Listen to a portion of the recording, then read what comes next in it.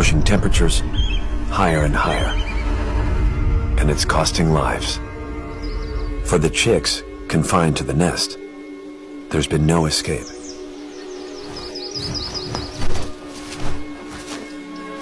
In his weakened state, River couldn't survive the extreme heat. Luna's in serious trouble too. She desperately needs moisture, and there's only one source available to her. River. Eagle chicks don't normally resort to such drastic measures. But these are not normal times. The heat continues to build.